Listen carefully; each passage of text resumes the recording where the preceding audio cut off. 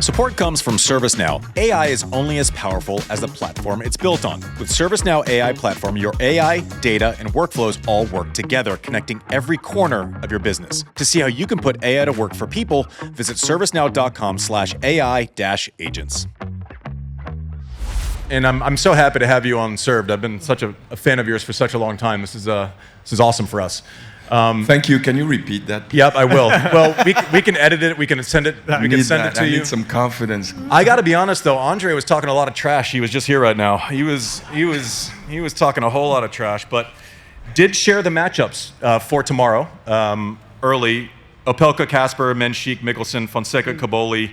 Are you happy with the way the matchups turned out? Well, I'm happy in general. So yes, obviously, as you know, you have all these quality players, so are you starting to sabotage me? No.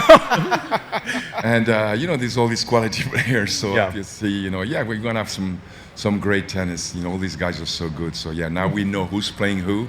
We've been here for like 3 days practicing, getting ready for this unbelievable event. When you were approached about doing this job, not the same as Andre because you have experience being a captain. You led France to the Davis Cup title as a captain in 1991. I remember watching that. I was obviously cheering against you that day. But then 1997, you led the Fed Cup team to a title. And then even last year, 2024, the Paralympics, you were the wheelchair captain. You have a lot of experience with being a captain. How much does that translate to this style of event? Or is it completely different because you're parachuting in for the week and a bunch of players from a bunch of different places and cultures? Well, it's always different. All the players are different. We all have different journeys, right? So it's not about what I'm saying. First of all, I'm trying to listen to what they have to say, who they are. I'm coaching men and women. I'm not coaching players. I don't know anything about tennis, tell you the truth. But I'm trying to, with time, it's about transmitting. I'm a grandfather, so it's about transmitting, and I love that part. But you have to listen to the players. So most of these players, I don't know them. I saw them on TV. Yeah. I saw a few matches at the French Open, but to be able to spend some time outside the court, talk about life in general, I get to know them, and this is where my job is fun. And I really look forward to just go into the court and see how they react. But it's about trying to listen to who they are first. How has that process been this week? And I asked Andre a similar question. As active athletes, I say when someone retires, they're ready to tell you the truth, right? As an active athlete, we're always trying to convince ourselves, I didn't play well last week, but I'm definitely going to play well this next week. I'm going to try to convince myself that something's going better. How do you value the feedback from the players versus what you're seeing in practice? And how do you kind of have those two things offset? Again, it depends on the player, and it's sometimes the timing. There are moments that you can say certain things. There are other moments when you just have to let the person digest it a little bit. Because at the end of the day, he's the one playing, so I can have my input. But the moment when you say that something is very important, the timing is important, and not only the timing, it's like the tone. The tone is very important also. That's what my wife says. Apparently, I get the tone wrong. Not what you said. You said it. It is true. There's so many ways to say the same things, but it's about the intensity and how you say things that can make a difference, especially when you are with these guys under pressure all year long. So it's very important. The communication is very important at that moment. Tell me if I'm wrong. I heard a story once you wore the Cameroonian wristband, the famous wristband, in part because it was to remind yourself you were playing for something more than just yourself, that there was something you were representing. And I wonder how, first of all, I suspect you would have loved this event, but how you're sort of balancing the individual of tennis with this team format that I think speaks to some of your strengths. Well, I mean, Andy, we play tennis, but we always play for someone. Always. You don't play for yourself. People have a tendency to think that we're playing for ourselves. I never played for myself, and I don't think Andy ever played for himself. you always play for someone. You know, you start playing, you're a kid, you say, hey, Mom, did you see that? Hey, Daddy, you see that? And you move on. And then as you grow up, you know, the motivation changes. You know, like 17, 18, I was playing to get some more chicks. You know, because I knew that if I was not good, I'm not gonna get any girl. How'd that turn out? So I tried to be good, and this happened. And then you say, okay, I'm gonna have my first check. What do I do? Well, I'm gonna get maybe a house for Mom, you know, and Dad says, hey, what about me? So, and then on and on. So the motivation change, and it's always a good feeling to know that you're winning and you're playing for someone. And I play for the loved ones. Sometimes I played for people who came to me and say, winning made them happy. You know, I'm happy to hear that.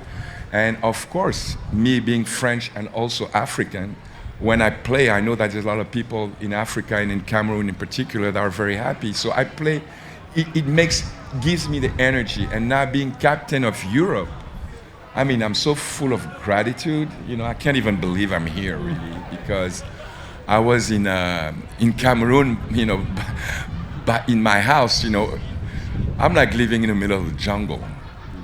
Now, you know, I'm going back to the roots, you know. And then, for some reason, the phone worked. And it's like Steve and Roger calling me saying, would you be the captain? Captain of what? You know, I didn't know if they wanted me to get them on the boat somewhere or... So, no, and I say, you know, I mean, how you doing, Roger? I say, what's wrong with you? He said, well, you know, everything's cool, Yannick. Would you be captain? I said, are you joking? So then he said, no, he's serious. And I take it, I'm very, first of all, I'm impressed to be, you know, coaching these guys, you know. What do you say? You know, I was just practicing with Carlito. What do I say? I'm just shut up. And just let him play, you know. So, no, it's an honor to be here. It's my first time in San Francisco, so I'm really happy to be here. That's awesome.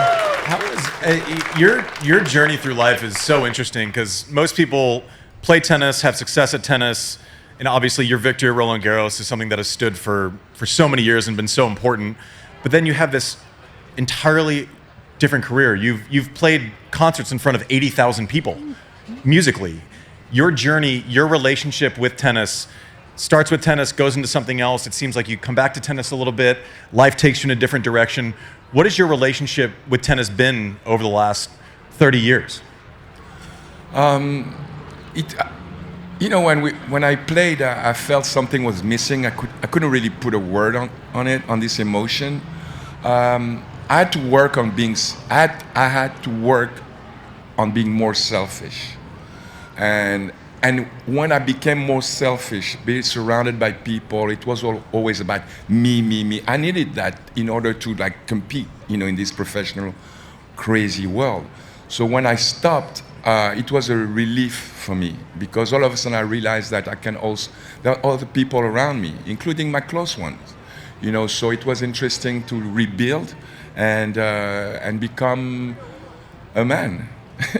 You know, because when I was playing, it was everything around me all the time. So it's good, but then I became captain right away. And I love the fact that I could actually help someone else. And my first year as captain was coaching my best friends, Guy Forget and Henri Lecomte. So that was easy. The transition was easy. But it was interesting all of a sudden to just say, okay, it's not about me, it's about him now. What can I do for him? And on and on. And then I went to the music like right away. I loved it right away. It was, of course, the first reaction when, you know, I started was, the easy way was just to do rock and roll. You know? Yeah, you know, show the muscle, you know, be a male. You know, it's like natural as you play. You know, you cannot go out there and play tennis and say, oh, I lost because I was too sensitive. But of course, there is sensitivity inside me that I wanted to express all these years and all the wounds that I had, and I can do that through my music. And for me, singing is my therapy, and I love it. And I'm not such a great singer, but when I sing, I mean what I say, and people have a tendency to believe what I say. Not like now, of course, you don't believe anything I'm saying. No, but when I sing, sometimes, people believe, and it's my therapy. And so I'm going from the music to the tennis, and, it's both of my family. How much outreach did you have? Because when you're talking through when you became the Davis Cup captain for France, you were with your contemporaries. You were with the guys that you were playing a year earlier. Like completely different than, I'm guessing, what the last year of your life has been like with Laver Cup. When did outreach start? Did you want to know the players in the lead up, or was it more along the lines of give them their space, kind of we'll cross paths at some point? What was the process like with players that you say you didn't really know? Well, I mean, the best thing that the organization did was that to take me last year to Berlin to see how it works. So last year, of course, as you all know, it was Bjorn Borg, the captain, and Bjorn is a good friend of mine. Yeah. And it was good to be able to see how it works. So what they do is have a dinner with all the players, with no agents, no family, just the players, and we get to spend some quality time and some, just chatting, getting to know each other. And this is the first time I met them. And so now when I came back this year, I knew most of them, like Sasha. I knew I met Carlos a few times, so I got to know them. So it's easier for me, because as I said before, it's easier for me to coach somebody that I know. Is there any chance that you're going to be able to turn Carlos around? He hasn't been playing well recently. Yeah, right. He's playing like shit. Yeah, so it's just like I'm just wondering. I know you're not a miracle worker, but what are you going to do to actually get Carlos some confidence moving forward? Well, I mean, the good thing, he's playing so bad, so whatever I'm going to say is going to help him, at that point. Can only go up from here.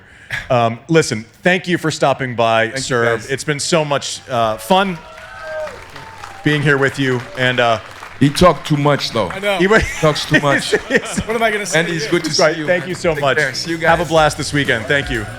All right. Round of applause for Yannick Noah.